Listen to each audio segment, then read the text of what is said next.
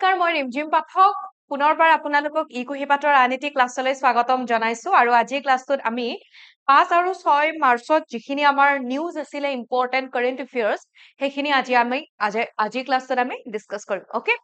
So পলম নকৰি ক্লাছটোৰ ফালে আগবাঢ়ো আৰু ক্লাছটো আৰম্ভ কৰাৰ আগতে প্ৰথমতে আপোনালোকক জনাব বিচাৰো অকমান সময় লৈ আপোনালোকে যদি ইকুহিপাতৰ সৈতে জড়িত হৈ থাকিব বিচাৰে লগতে ডেইলি যদি ইকুহিপাতৰ আপোনালোকে কাৰেন্ট এফেয়াৰ্স বিচাৰে ইকুহিপাত টেলিগ্ৰাম চেনেলটো জয়েন কৰি লব লগতে ইটো মোৰ টেলিগ্ৰাম চেনেল জিকে উইথ ৰিমঝিম মেম যদি বিচাৰে আপোনালোকে জয়েন কৰি লব পাৰিব আগবাঢ়িছো আমাৰ প্ৰথমটো নিউজৰ ফালে প্ৰথমটো নিউজ ইয়াতে কি কৈছে আমি কোৱেশ্চন লগতে টপিকটো আমি গোটেইখিনি একেলগে চাই যাম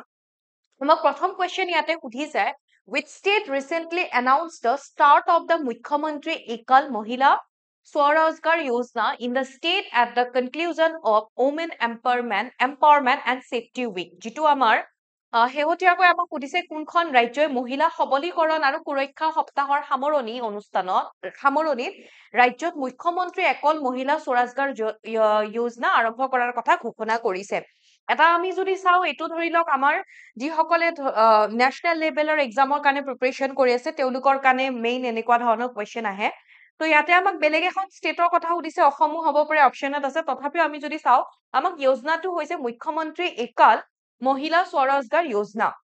আনসাৰটো কি হৈ যাব কোনখন ষ্টেটে ঘোষণা কৰিছে option C is the correct answer option C that means Uttarakhand তো আমি ইয়াতে যদি চাও আমাক ইয়াতে কি কোৱা হৈছে যে যিখন আমি অকমান যোজনাখনৰ কথা চাইলো কি কৈছে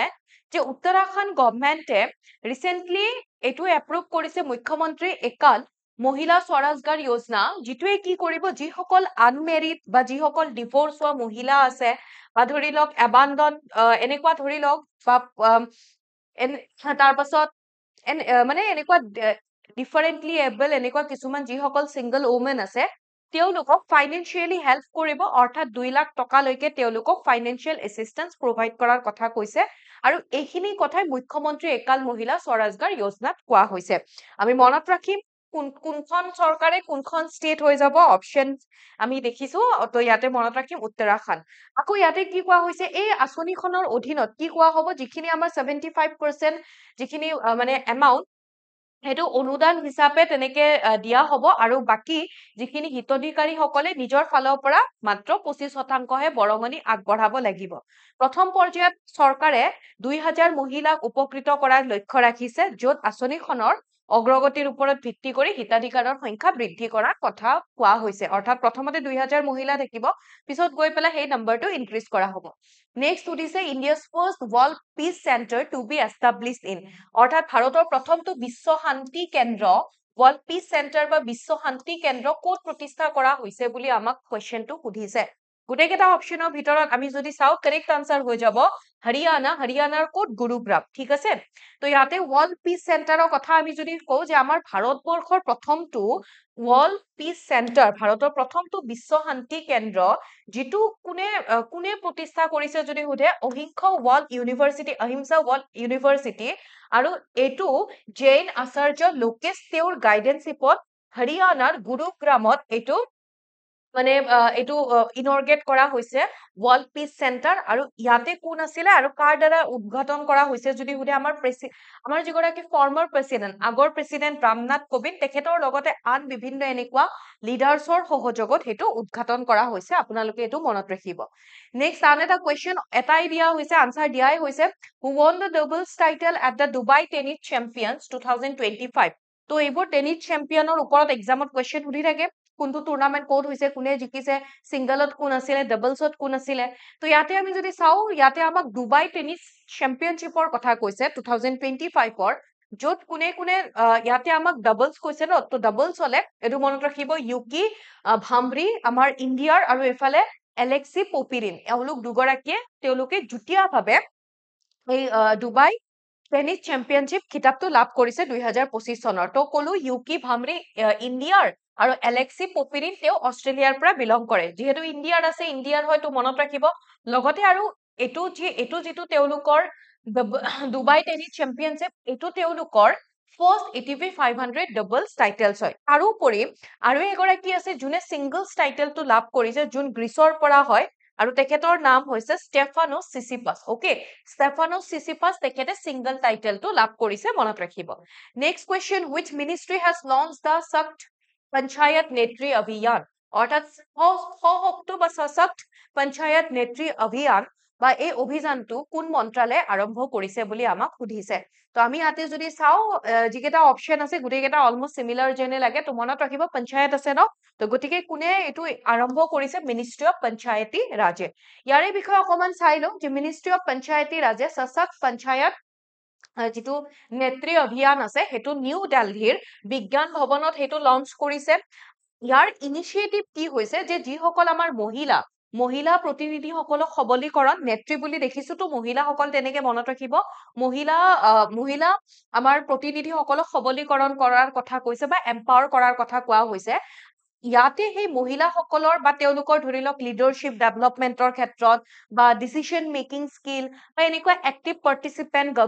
গভৰ্নেন্স বা আমি যদি চৰকাৰত যদি চাওঁ এইখিনিৰ ওপৰত গুৰুত্ব দিয়া হ'ব স্পেচিয়েলি মহিলাৰ ক্ষেত্ৰত আন এটা কুৱেশ্যন সোধা হৈছে which ministry has launched the model women friendly gram panchayat initiative আৰু এইটো কি সুধিছে যে আদৰ্শ মহিলা বন্ধুত্বপূৰ্ণ গ্ৰাম পঞ্চায়তৰ পদক্ষেপ কোনে আৰম্ভ কৰিছে ইয়াৰে আনসাৰটো সেম হয় মিনিষ্ট্ৰি অফ পঞ্চায়তী ৰাজ ঠিক আছে তো মিনিষ্ট্ৰি অফ আগৰটো পঞ্চায়তী ৰাজ পঞ্চায়ত আছিলে তো পঞ্চায়তী ৰাজ ইয়াতেও আমি গ্ৰাম দেখিলো সো পঞ্চায়তী ৰাজ আমি মনত ৰাখিম তো এইটো মডেল ওমেন ফ্ৰেন্ডলি গ্ৰাম পঞ্চায়তটো একচুয়ালি কি হয় কোনে লঞ্চ কৰিছে দেখিলো মিনিষ্ট্ৰি অফ পঞ্চায়তী ৰাজ ইনিচিয়েটিভটো নিউ দিল্লীৰ নেশ্যনেল কনভেনশ্যন মানে নেশ্যনেল কনভেনশ্যনত 5 মাৰ্চত এইটো লঞ্চ কৰা হৈছে আৰু ইয়াৰে যদি আমি যদি চাও যে আমাৰ মহিলাসকলে যেনেকে মহিলাসকলৰ পাৰ্টিচিপেশন হওক সেফটি হওক বা লিডাৰশ্বিপৰ ক্ষেত্ৰত গ্ৰাসৰুট লেভেলৰ পৰা তেওঁলোকৰ এনেকুৱা এইবোৰ পাৰ্টিচিপেন্ট বা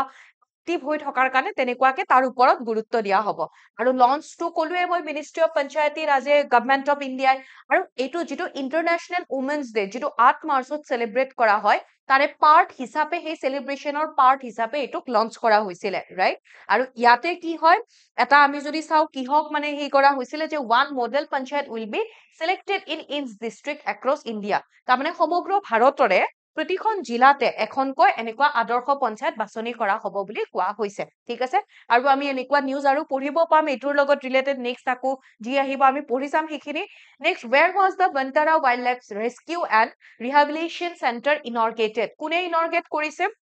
prime minister Narendra Modi okay তো প্ৰাইম মিনিষ্টাৰ নৰেন্দ্ৰ মোদীয়ে কি কৰিছে recently Bantara Wildlife Rescue and Rehabilitation Center তেওঁ ইনৰ্গেট কৰিছে কোত আছে জামনগৰ কোত হয় গুজৰাট ৰাইট তো গুজৰাটৰ জামনগৰত আৰু ওনাৰ যদি চাও কোন হয় আম্বানী ওকে তো গুজৰাটৰ জামনগৰত প্ৰাইম মিনিষ্টাৰ নৰেন্দ্ৰ মোদীয়ে ইনৰ্গেট কৰে তো ইয়াতে দিয়াই হৈছে প্ৰাইম মিনিষ্টাৰ নৰেন্দ্ৰ মোদীয়ে তেখেতে কি হয় Bantara Wildlife Rescue and Rehabilitation Center এটো ইনৰ্গেট কৰে গুজৰাটৰ জামনগৰত আৰু Bantara আমি যদি চাও হেতু একচুয়ালি কি হয় জীৱ জন্তুৰ বাবে তাতে সংৰক্ষণ বা হাতী তেনেকুৱা হেবোৰ হয়তো আপোনালোকে আম্বানীৰ বিয়াৰ আগত দেখিছিলে এটা ভিডিও তেনেকে উলাইছিলে ৰাইট তো তাতে গুটেইখিনি দেখুৱা হৈছিলে ইউটিউবত আছে এভেইলেবল আপোনালোকে চাব পাৰে নিউজ চেনেল এটাৰ লগত কোলাবৰেট কৰি তেনেকে দেখুৱা হৈছিলে তো তাত কেনেকুৱা কি আছে কাৰ কানি কি আছে এখিনি আপোনালোকে যদি চাব বিচাৰে চাব পাৰে তো এতিয়াতে ধৰি লওক যেনেকুৱাকে আমাৰ জীৱ জন্তু হেবোৰৰ কনজাৰভেশন সংৰক্ষণ ৰেস্কিউ কিবা যদি তেনেকে ৰেস্কিউ কৰিব লাগে উদ্ধাৰ আৰু লগতে ৰিহাবিলিটেশনৰ এইবোৰ ইনিচিয়েটিভ লোৱা হয় ঠিক আছে Next, আমি আন নিউজটো ফালে আগবাঢ়িছো who has been appointed as the global brand ambassadors of Levi's. Okay, তো Levi'sৰ global brand ambassador হিচাপে কাক নিযুক্তি দিয়া হৈছে গোটেইকেইটা অপচনৰ ভিতৰত আমি যদি চাও সো ইয়াতে কাক কৰিছে অপচন বি হৈ যাব সিঙ্গাৰ কোন হয় পাঞ্জাবী সিঙ্গাৰ দিলজিত দোসাঞ্জ ওকে তো তেখেতক কি হয় ব্ৰ্যান্ড এম্বাসেডৰ হিচাপে চুজ কৰা হৈছে the next question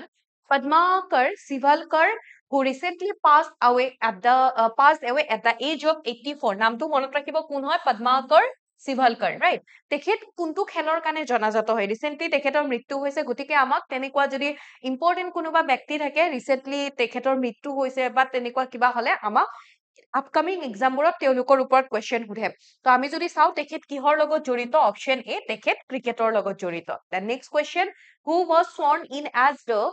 Federal Chancellor of Austria in March 2025 2025 চনৰ মাৰ্চ মাহত অষ্ট্ৰিয়াৰ ফেডাৰেল চেঞ্চেলৰ হিচাপে কাক নিযুক্তি দিয়া হৈছে আমাক ইয়াতে কোৱেশ্চন সুধিছে আৰু এখেত হয় তেখেতৰ নামটো কি হৈছে অপশ্যন চি হৈ যাব কাৰেক্ট আনচাৰ ক্ৰিষ্টিয়ান ষ্টকৰ তেখেতক আমাৰ অষ্ট্ৰিয়াৰ ফেডাৰেল চেঞ্চেলৰ হিচাপে এপইণ্ট কৰা হৈছে আন এটা কুৱেশ্যনৰ ফালে আগবাঢ়িছো where is the first urban local body in India to include a separate climate change in its budget প্ৰথমবাৰৰ বাবে এখন চহৰত স্থানীয় সংস্থাই নিজৰ বাজেটত পৃথক জলবায়ু পৰিৱৰ্তন অন্তৰ্ভুক্ত কৰিছে অকে তো ক'ত কৰা হৈছে ভাৰতৰ প্ৰথমটো নগৰীয়া স্থানীয় সংস্থাই নিজৰ বাজেটত প্ৰথম ভাৰতৰ ক'ত অকে ইয়াতে হ'ব অন্তৰ্ভুক্ত কৰিছে যদি আমাক সোধে তো ইয়াতে কোনখন দেশৰ হৈ যাব